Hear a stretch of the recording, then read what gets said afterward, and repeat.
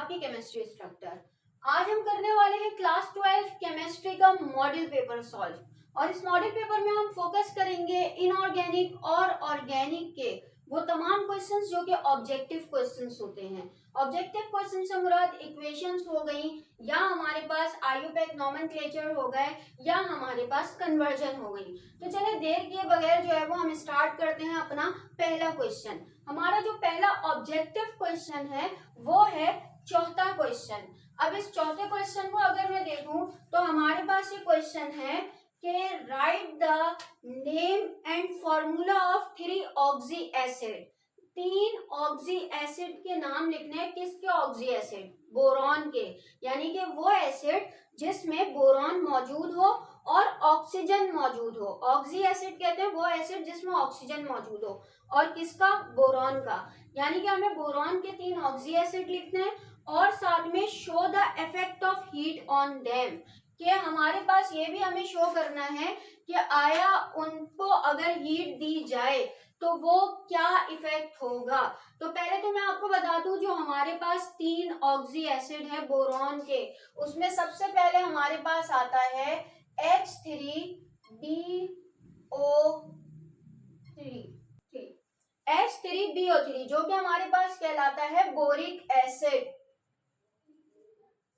फिर उसके बाद हमारे पास एक आता है HbO2। HbO2 हमारे पास कहलाता है metaboric acid. And at the last जो हमारे पास तीसरा है वो है पायरोबोरिक एसिड, और उसका फॉर्मूला हमारे पास होता है H2B4O7। यह हमारे पास कहलाता है पायरोबोरिक। अच्छा जी, अब मैं यहाँ पर बता दूं कि हीट का क्या इफेक्ट होता है इन पर। हीट का जो इसका इफेक्ट होता है वो ये होता है कि भाई जब हम बोरिक एसिड को H3BO3 पर जब हमारे पास तकरीबन 100 डिग्री सेंटीग्रेड होता है, तो इस 100 डिग्री सेंटीग्रेड पर हमारे पास वाटर मॉलिक्यूल निकल जाता है। अब वाटर मॉलिक्यूल क्या है? 2 हाइड्रोजन। 2 हाइड्रोजन निकल गई तो भाई कितनी हाइड्रोजन बची? 1 हाइड्रोजन बची, ठीक है। और एक हमारे पास बी बचा, एक ऑक्सीजन निकल गई तो मेरे पास बचा O2। यानी कि बोरिक एसिड कन्वर्ट हो जाता है मेटाबोरिक एसिड में जब इस पर हीट दी जाती है। इसी तरह जब हमारे पास मेटाबोरिक एसिड पर हीट दी जाती है तकरीबन 140 डिग्री सेंटीग्रेड की, तो हमारे पास ये कन्वर्ट हो जाता है किस चीज में? ये हमारे पास कन्वर्ट हो जाता है H2B4O7 में। अच्छा, यहाँ पर मैं बता दूं कि ये हमारे पास टोटल 4 होते हैं, वरना फिर हमारे पास ये बैलेंस नहीं होती, ठीक है। और साथ में हमारे पास वाटर मॉलिक्यूल जो है वो रिलीज होता है, ठीक है। तो हमारे पास बेसिकली 4 होती है, तभी ये B4 है। बाकी अगर देखा जाए ये 8 हो जाएंगी, 7 ये निकले, एक वाटर मॉलिक्यूल निकल गया, ठीक है। 4 हाइड्रोजन है जिसमें से 2 हाइड्रोजन यहाँ आ गई, 1 हाइड्रोजन हमारे पास बाहर निकल जाती है। इस तरीके से हम इसे सॉल्व करते हैं। अच्छा, अब अगर बात करें किसकी? पायरोबोरिक एसिड की, तो हमारे पास पायरोबोरिक एसिड जो कि है H2B4O7, और इसको जब हीट दी जाती है तकरीबन कितनी हीट दी जाती है हमारे पास इसको? 240 डिग्री से अबव। तो हमारे पास ये चेंज होता है B2O3 में। तकरीबन इसके 2 मॉलिक्यूल समझे निकल जाएंगे, तो ये 4 ये हो गए, 2 3 6, ठीक है। और इसमें भी हमारे पास वाटर मॉलिक्यूल रिलीज होता है, ठीक है भाई। 2 हाइड्रोजन निकल गई, 1 ऑक्सीजन निकल गई, तो हमारे पास जो है वो इस तरीके से ये चेंज हो जाता है। अच्छा, अगला सवाल हमारे पास है बैलेंस इक्वेशन का। बैलेंस इक्वेशन में हमारे पास जो इक्वेशंस दी हुई है वो पहले मैं पढ़ देती हूँ, फिर एक साथ चारों जो है वो मैं यहाँ पर करा दूंगी। पहले हमारे पास आती है स्लेक लाइम। स्लेक लाइम कहते हैं कैल्शियम हाइड्रोक्साइड को। तो slack lime is reacted with chlorine. Slack lime जब क्लोरीन के साथ मिलता है तो हमारे पास क्या रिएक्शन होता है, इसको करना है। Secondly Chrome yellow pigment. चले ऐसा करते हैं, पहले इसको कर लेते हैं। भाई स्लेक लाइम हमारे पास जो है वो किसको कहते हैं? हम कहते हैं कैल्शियम हाइड्रोक्साइड को। ये पहली सॉल्व करा रही हूँ। कैल्शियम हाइड्रोक्साइड जब हमारे पास क्लोरीन के साथ मिलता है तो ये हमारे पास बनाता है कैल्शियम ऑक्सोक्लोराइड, इसको क्या कहते हैं? This is the formula of bleaching powder, इसको हम प्रिपरेशन ऑफ ब्लीचिंग पाउडर भी कहते हैं। ठीक है भाई, और साथ में हमारे पास जो है वो क्या होता है, H2O रिलीज होता है। ठीक है, अब दूसरी इक्वेशन पढ़ लेते हैं। हमारे पास दूसरी इक्वेशन क्या है? दूसरी इक्वेशन हमारे पास है कि क्रोम येलो पिगमेंट हमारे पास डाइजेस्टेड विद NaOH, NaOH के साथ जब डाइजेस्ट होगा तो हमारे पास क्या इक्वेशन बनेगी? Chrome yellow pigment. अब यहाँ पर मैं बता दूं कि ये जो हमारे पास क्रोम येलो पिगमेंट है ये हमारे पास लेड क्रोमेट भी कहलाता है, जिसका फॉर्मूला हमारे पास आता है PbCrO4। ये हमारे पास क्या है? ये हमारे पास क्रोम येलो है। अच्छा, ये 2 मोल जब हमारे पास किसके साथ? सोडियम हाइड्रोक्साइड के साथ, 2 मोल सोडियम हाइड्रोक्साइड के साथ मिलते हैं तो हमारे पास बनता है सोडियम क्रोमेट, जो कि क्रोम रेड होता है, क्रोम रेड कहते हैं इसे। और साथ में मेरे पास जो है वो लेड क्रोमेट भी जो है वो रिलीज होता है। ठीक है, और थोड़ा सा जो है वो water molecule, 1 mole of water molecule भी रिलीज होता है। ठीक है भाई, अब हम देख लेते हैं अपनी तीसरी इक्वेशन। हमारी तीसरी इक्वेशन क्या कहती है? ये हमें कह रहे हैं colemanite is boiled with concentrated sodium carbonate solution Na2CO3। ठीक है भाई। अच्छा, अब यहाँ पर मैं आपको बता दूं कि कोलिमेनाइट का जो हमारे पास फॉर्मूला होता है वो क्या होता है? कैल्शियम 2B6O11, ये हमारे पास किसका? कोलिमेनाइट का होता है। और ये जब रिएक्ट करता है किसके साथ? सोडियम कार्बोनेट के साथ, तो हमारे पास प्रोडक्ट क्या बनती है? सबसे पहले तो कैल्शियम कार्बोनेट बनता है, कैल्शियम फॉरन कार्बोनेट के साथ चला जाता है एक। ठीक है, इसके अलावा हमारे पास जो है वो क्या होता है? अच्छा, यहाँ पर जो है वो 2 जाएगा। फिर हमारे पास बनती है सोडियम B4O7। ठीक है भाई, इसके अलावा हमारे पास एक और कंपाउंड भी बनता है जो कि कहलाता है 2BO2। ये हमारे पास जो है वो टोटल कंपाउंड्स बनते हैं। सही है भाई। अब हम चौथी इक्वेशन पढ़ते हैं कि हमें चौथी इक्वेशन इन्होंने क्या दी हुई है। तो इन्होंने भाई हमें चौथी इक्वेशन दी हुई है, blue vitriol is mixed with excess of ammonia. Blue vitriol किसको कहते हैं? बिलूविट्रॉल कहते हैं कॉपर सल्फेट को। कॉपर सल्फेट जब एक्सेस अमोनिया के साथ रिएक्ट करेगा, copper sulphate when react with excess ammonia NH3, so what happen? A complex compound is formed which is called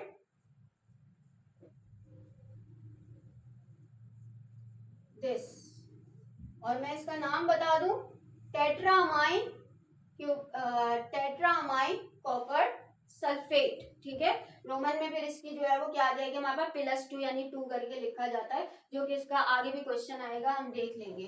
ठीक है भाई, अब हम नेक्स्ट चलते हैं अपने अगले क्वेश्चन की तरफ। भाई अगला जो क्वेश्चन है वो भी शॉर्ट का ही है और क्वेश्चन नंबर 6 है वो। ठीक है भाई, ये आयुर्वेद नॉमेनक्लेचर है इनऑर्गेनिक कंपाउंड के, किस तरीके से नाम दिया जाएगा। इसकी फुल वीडियो में प्रीवियसली जो है वो अपलोड कर चुकी हूँ, तो इसलिए जो है वो इसको किस तरीके से नाम देते हैं उसको डिटेलिंग में जो है वो मैंने इसे समझाया हुआ है। तो यहाँ पर मैं थोड़ा सा जल्दी लेकर चलूंगी क्योंकि उसमें डिटेल मौजूद है, डिस्क्रिप्शन पर लिंक दे दूंगी। ठीक है भाई, तो यहाँ पर मेरा कैटाइन जो है वो पोटेशियम है, पोटेशियम हो गया। पोटेशियम के बाद मुझे क्या करना है भाई? लाइगेंड के नाम लिखने हैं। ये मेरा जो है ऑक्सिलेट है, ऑक्सिलेटो हो जाएगा, और ये मेरा सियानो हो जाएगा, डाई ऑक्सिलेटो। ठीक है भाई, डाई सियानो। अब मैं यहाँ पर देखूंगी कि बेसिकली मेरे पास जो है वो मुझे क्या करना है, ये मेरा एक तो एनाइन है तो ये क्यूपरेट हो जाएगा। वैसे तो कॉपर होता है आपको पता है, लेकिन लैटिन वर्ड इसका क्यूपरेट होता है, ATE आगे लग जाएगा, तो मैं यहाँ पर लिखूंगी क्यूपरेट, और उसके बाद इस कॉपर की ऑक्सीडेशन स्टेट लिख दूंगी। भाई मेरे पास ये हमारे पास ये ऑक्सिलेट ग्रुप है, और ऑक्सिलेट आपको पता है -2 होता है। टोटल 2 ऑक्सिलेट है तो इसका मतलब ये -4 शो कर रहा है। ठीक है, और ये मेरे पास कितना शो कर रहा है? डिटेल बता चुकी हूँ इसलिए जल्दी लेकर चल रही हूँ। ये -1 होता है, 2 है तो ये -2 हो गया, -4 -2, टोटल जो है वो ये हमारे पास -6 है। और ये K4 इंडिकेट कर रहा है कि यहाँ पर जो है वो क्या होगा? -4 होगा। ये जब -6 आगे -4 के जाएगा तो हमें ये शो करके देगा कि इसकी जो वैलेंसी आई है वो +2 आई है। कैसे, फिर मैं बता दूं, बहुत डिटेल में ये बात जो है वो ये लेक्चर मैंने समझाया हुआ है। तो हमारे पास ऑक्सीडेशन स्टेट निकालने के बाद मुझे पता चलता है कि ये जो है वो 2 है। अगले वाले पर आते हैं। ना यहाँ कोई कैटाइन, ना यहाँ पर कोई कैटाइन है, ना यहाँ पर कोई एनाइन है, ना इस पर कोई साइन है, इसका मतलब ये न्यूट्रल है। न्यूट्रल है तो बहुत आसान है भाई। हमारे पास सबसे पहले लाइगेंड का नाम लिखेंगे डायमाइन। तो ये हो गया मेरे पास डायमाइन टेट्राक्लोरो प्लेटिनम। और प्लेटिनम के बाद ये तो हमारे पास न्यूट्रल है, ये मेरे पास 1 क्लोरीन -1 होती है, 4 क्लोरीन -4 को न्यूट्रल कौन कर रहा है? प्लेटिनम ही कर रहा है। तो प्लेटिनम मेरे पास क्या होगा? 4 होगा। तो इसके आगे 4 लिख देंगे। ठीक है भाई। फिर उसके बाद हमारे पास ये आता है। अच्छा, इसको अगर इस माइनस साइन से मुझे ये तो पता चल गया ये मेरा एनाइन है, कैटाइन मेरे पास मौजूद नहीं है, तो कैटाइन का नाम मैं लिखूंगी नहीं। ठीक है, ये चीज जो है वो बेसिकली उसकी ऑक्सीडेशन स्टेट देखने के काम आएगी। चलिए भाई, हम हमारे पास ये एनाइन है, ठीक है, तो ये हो जाएगा मेरे पास क्या चीज, यहाँ पर आएगा कार्बोनेट, तो ये हो गया डाई कार्बोनेटो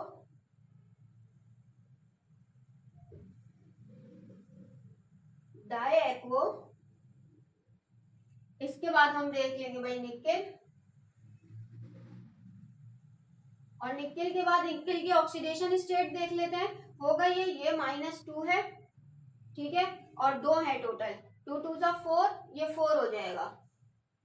ठीक है भाई, ये तो मेरे पास न्यूट्रल होता है। जब ये 4 इससे माइनस होगा तो मेरे पास ये बनेगा 2, तो निकेल की आएगी भाई 2।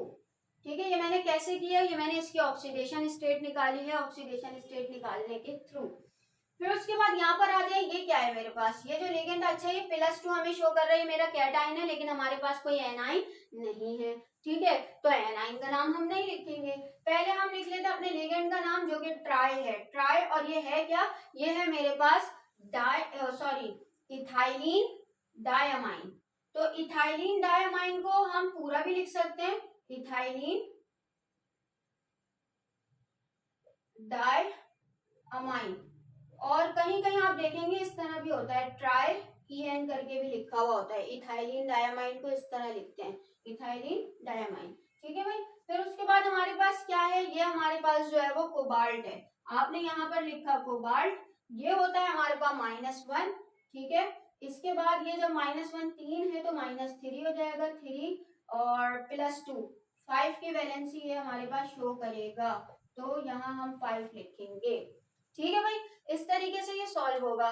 अगले क्वेश्चन की तरफ बढ़ते हैं। तो इनऑर्गेनिक के जो शॉर्ट क्वेश्चन आंसर्स थे वो हमारे पास कंप्लीट हो गए। अब ऑर्गेनिक के शॉर्ट आंसर क्वेश्चंस करते हैं। अच्छा, नेक्स्ट क्वेश्चन हमारा इक्वेशन से रिलेटेड है, जिसमें हमें कहा है कि भाई आपने इक्वेशन लिखनी है ethane from methyl iodide, right equations of following, जिसमें हमारे पास है इथेन फ्रॉम मिथाइल आयोडाइड, यानी मिथाइल आयोडाइड से इथेन कैसे बनता है। तो भाई इसमें हमारे पास क्या होगा? मिथाइल आयोडाइड क्या है ये, और तकरीबन हमारे पास 2 मोल जो है वो मिथाइल आयोडाइड मौजूद होते हैं। ये 2 मोल मिथाइल आयोडाइड जब हमारे पास सोडियम के साथ मिलते हैं और ईथर की मौजूदगी में, तो हमारे पास बनता है क्या चीज? इथेन। ठीक है भाई, और ये इथेन हमारे पास जो है वो फिर सोडियम आयोडाइड जो है वो रिलीज होता है। इसकी इक्वेशन हमारे पास, जिसे हम, अच्छा ये बड़ा फेमस हमारे पास वर्ड्स रिएक्शन भी कहलाता है। ठीक है, अगला हमारे पास क्या है? अगली इक्वेशन है हमारे पास ethene from ethyl alcohol. Ethyl alcohol से आप इथीन कैसे बना सकते हैं? तो भाई इथाइल अल्कोहल हमारे पास क्या है? C2H5OH, ये होता है इथाइल अल्कोहल। इसमें से वाटर निकल जाए ना अगर, तो हमारे पास क्या बनेगा? एक H और एक OH यहाँ से। ठीक है, वाटर निकल जाएगा तो C2H4 बनेगा, जो कि इथीन कहलाता है, C2H4। लेकिन मसला ये है कि ये रिएक्शन किसकी मौजूदगी में होता है? या तो हमारे पास सल्फ्यूरिक एसिड होना चाहिए, ठीक है, या तो सल्फ्यूरिक एसिड की मौजूदगी में होगा, या ये एल्यूमिनियम ट्राइऑक्साइड की मौजूदगी में, एज अ कैटलिस्ट की मौजूदगी में ये हो रहा होता है। चलिए अब नेक्स्ट इक्वेशन पर आते हैं। नेक्स्ट इक्वेशन हमारे पास है ethyne from ethyl chloride. Ethyl chloride से इथाइन कैसे बनता है? तो भाई यहाँ पर मेरे पास इथाइल क्लोराइड क्या है, अगर हम देखें C2 H5Cl, ये मेरा इथाइल क्लोराइड है। जब ये मेरे पास किसी भी बेस के साथ मिलता है, ठीक है, किसी भी बेस के साथ सोडियम हाइड्रोक्साइड कर लें या मेरे पास जो है वो पोटेशियम हाइड्रोक्साइड कर लें, कुछ भी कर लें, तो हमारे पास क्या होता है, सबसे पहले C2H4, ठीक है, जो हमारे पास क्या कहलाता है, इथाइन। क्योंकि आपको पता है क्लोरीन सबसे ज्यादा जो है वो बने ग्रुप के साथ अपनी इलेक्ट्रोनेगेटिविटी शो करता है, तो ये तो KCl बन जाएगा। अगर NaOH यूज करेंगे तो NaCl बन जाएगा, ठीक है, और यहाँ से OH और यहाँ से एक हाइड्रोजन निकलता है, ठीक है, तो वो हमारे पास क्या बनाता है, फिर वो हमारे पास बनाता है H2O, ठीक है भाई। ये हमारे पास होगा कि हमारे पास जो है वो क्या होगा, क्लोराइड बनेगा, यानी कि हमारे पास फर्स्ट ग्रुप के साथ मिलेगा ये, फिर उसके बाद यहाँ पर वाटर बन जाएगा। अब हमारे पास चौथी इक्वेशन क्या है, चौथी इक्वेशन देख लेते हैं। चौथी इक्वेशन है benzene from n hexane. Hexane से बेंजीन कैसे बनती है भाई, हेक्सेन आपके पास क्या है, आपके पास है C6H14, ठीक है भाई। और ये जब हमारे पास तकरीबन 480 से लेके 550 डिग्री सेंटीग्रेड और वेनेडियम पेंटाऑक्साइड की मौजूदगी में रिएक्शन करता है, तो सबसे पहले तो ये साइक्लोहेक्सेन बनाता है, और साइक्लोहेक्सेन के बाद ये हमारे पास बेंजीन बनाता है, ठीक है। बेंजीन का स्ट्रक्चर और साइक्लोहेक्सेन का स्ट्रक्चर आपको यहाँ पर बनाना होगा, ठीक है भाई। अगले क्वेश्चन की तरफ मूव करते हैं, जो कि हमारे पास, अच्छा जी, हमारे पास क्वेश्चन नंबर 11 है, व्हाट आर ऑर्गेनोमेटेलिक कंपाउंड। असल में ग्रिग्नॉट रिएजेंट जो होता है वो ऑर्गेनिक, हमारे पास ऑर्गेनोमेटेलिक कंपाउंड कहलाते हैं, क्योंकि इसमें जो है वो हमारे पास क्या है, मेटल मौजूद होती है, मैग्नीशियम मेटल, ठीक है, और उसके साथ जो है वो हमारे पास कोई ना कोई अल्केन ग्रुप लगा हुआ होता है, ठीक है भाई। ये हो गया। फिर उसके बाद इन्होंने कहा how are the following substance prepared from methyl magnesium iodide. यहाँ पर मैं बता दूं, मिथाइल मैग्नीशियम आयोडाइड ये हमारे पास ग्रिग्नॉट रिएजेंट है। अगली जो भी इन्होंने इक्वेशन दी है उसमें आपको जो है वो क्या करना होगा, इससे बताना होगा। 1 नंबर की डेफिनेशन है, बाकी 3 नंबर का हमारे पास ये 1-1 नंबर की इक्वेशन होगी, ठीक है। सबसे पहले इन्होंने कहा है कि भाई हमें बता दो मैग्नीशियम मिथाइल मैग्नीशियम आयोडाइड से हमारे पास एसिटिक एसिड कैसे बनता है, ठीक है। एसिटिक एसिड क्या होता है, CH3COOH, वो मुझे बनाना है। तो भाई उसके लिए मेरे पास क्या होता है, अगर मुझे याद हो, मैं आपको रिकमेंड करूंगी कि आप ये इसकी सारी 9 इक्वेशन है, टोटल 9 की 9 आप लोगों ने जो है वो लर्न करके जानी है, ताकि जो है वो ये सवाल आप आसानी से सॉल्व कर सके। ज्यादा कॉन्सेप्चुअल और ज्यादा जो है वो खिचड़ी बनाने वाला सवाल नहीं है, आसानी से हो जाता है, ठीक है। होता कुछ यूं है, जब कार्बन डाइऑक्साइड के साथ रिएक्ट करता है, कार्बन डाइऑक्साइड से हमारे पास COO मिलता है, ठीक है। अगर आपको बताओ कि कार्बन डाइऑक्साइड क्या है, बेसिकली ये इस तरीके का फॉर्मूला हमें देती है, तो COO बस एक हाइड्रोजन यहाँ लग जाए तो हमारे पास क्या है, ऑक्सैलिक एसिड का, कार्बोक्सिलिक एसिड का फंक्शनल ग्रुप बन जाएगा, ठीक है। तो ये जब रिएक्शन होता है तो सबसे पहले तो हमारे पास एक कंपाउंड बनता है, और उस कंपाउंड को, जो कि हमारे पास इस तरीके का होता है, CH3COO, और ये एक तरीके से इन दोनों के बीच में कार्बन डाइऑक्साइड आ जाती है, इन दोनों के बीच में, ठीक है। तो ये बन गया MgI। अच्छा, फिर क्या होगा, फिर ये हमारे पास अगले रिएक्शन की तरफ जाएगा, इसके अंदर वाटर ऐड हो जाएगा, H2 हाइड्रोजन 1 ऑक्सीजन। अब क्या होता है, ये जो इतना है ना, उसमें आती है एक हाइड्रोजन, और ये बन जाता है CH3COOH, ठीक है, हाइड्रोजन यहाँ, और OH कहाँ जाता है, इसके साथ, यानी कि ये बन जाता है MgIOH, ठीक है भाई। ये एक तो हमारे पास इस तरीके से हो गया। अच्छा, इसका दूसरा वाला देख लेते हैं, हमारे पास दूसरा वाला किस तरीके से है। दूसरे वाले में ये कह रहे हैं इथेन, यानी कि हमें मिथाइल मैग्नीशियम आयोडाइड से, मिथाइल मैग्नीशियम आयोडाइड से हमें क्या चीज बनानी है, हमें मीथेन बनाना है। उसके लिए मैं यूज करूंगी अपना कौन सा, हमारे पास होता है CH3NH2, CH3NH2 जो कि हमारे पास अमाइन ग्रुप होता है, ठीक है। इस अमाइन ग्रुप के जब मिलता है इसके साथ तो 1 स्टेप रिएक्शन होता है, वो क्या होता है, CH3 आपस में मिलते हैं, CH3 जो कि आपको पता है इथेन होता है, और फिर ये मैग्नीशियम के साथ जाता है आयोडीन, और ये हमारे पास चला गया NH2 अलग, ठीक है भाई। अब तीसरा वाला देख लेते हैं। तीसरा हमारे पास क्या है, प्राइमरी अल्कोहल बनाना है भाई। प्राइमरी अल्कोहल किससे बनाना है, हमें इसी से ही बनाना है, CH3Mg और I, ठीक है। और इसको हम मिलाएंगे किसके साथ, फॉर्मेल्डिहाइड के साथ, जो कि एल्डिहाइड ग्रुप में आता है। और वो फॉर्मेल्डिहाइड हमारे पास क्या कहलाता है, HCHO। आपको पता है ना एल्डिहाइड ग्रुप ये होता है H, और यहाँ पर भी H आ जाए तो हमारे पास फॉर्मेल्डिहाइड कहलाता है, ठीक है। तो ये हमारे पास रिएक्ट करने के बाद सबसे पहले तो एक क्या करेगा, एक हमारे पास इंटरमीडिएट जो है वो एक वो बनाता है, वो क्या बनाता है, इन दोनों के बीच में क्या आ जाएगा, एल्डिहाइड ग्रुप। किस तरह आ जाएगा, CH3CHOMgI, ठीक है। फिर वही होता है, वाटर ऐड होता है, यानी 2 हाइड्रोजन 1 ऑक्सीजन, और वो किस तरह होते हैं, CH3CH2O, इधर आ जाएगा हमारे पास हाइड्रोजन, ठीक है। अब रह गया OH, OH कहाँ जाएगा, क्योंकि आपको पता है वाटर जो होता है वो क्या होता है, एक H और एक OH आइन। तो H आइन जो है वो क्या होता है, H आइन हमारे पास इतना हिस्सा ले जाता है और OH हमारे पास अगला हिस्सा ले जाता है, ठीक है। इस तरीके से हम इस क्वेश्चन को जो है वो सॉल्व करेंगे। तो इसको यहीं तक रखते हैं, इसका नेक्स्ट पार्ट इंशाल्लाह फिर हम जो नेक्स्ट वीडियो में जो है वो शो करेंगे, क्योंकि बहुत सारा हो गया है, ठीक है। तो उसमें हमारे पास इसके 2 क्वेश्चन और रह गए हैं, 2 क्वेश्चन करेंगे, फिर लॉन्ग क्वेश्चन की तरफ आएंगे और इसको जो है वो कम्प्लीटली मॉडल पेपर को कर लेंगे। तो आई होप कि लेक्चर आपको समझ में आया होगा। लेक्चर आपको समझ में आए तो क्लासमेट के साथ जरूर शेयर कीजिएगा, पढ़ाई पर फोकस करते रहिएगा और अपना ख्याल रखिएगा। Thank you.